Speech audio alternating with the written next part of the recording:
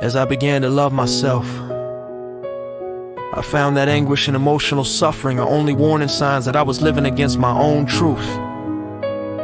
Today I know this is all Hennessy. As I began to love myself, I understood how much it can offend somebody as I try to force my desires on this person.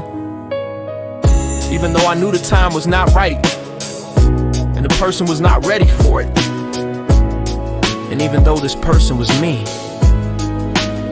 today I call it respect. As I began to love myself, I stopped craving for a different life, and I could see that everything that surrounded me was inviting me to grow. Today I call it maturity. As I began to love myself, I understood that at any circumstance I am in the right place at the right time, and everything happens at the exactly right moment so I could be calm. Today I call it self-confidence.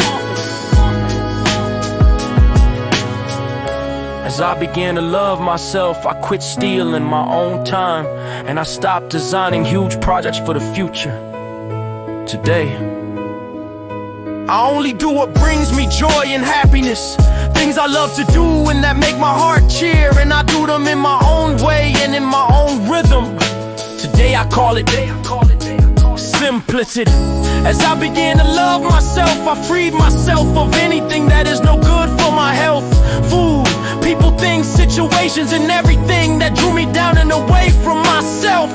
At first I called this attitude a healthy egoism. Today I know it is love of oneself. As I began to love myself, I quit trying to always be right, and ever since I was wrong less of the time. Today I discovered that it's modesty.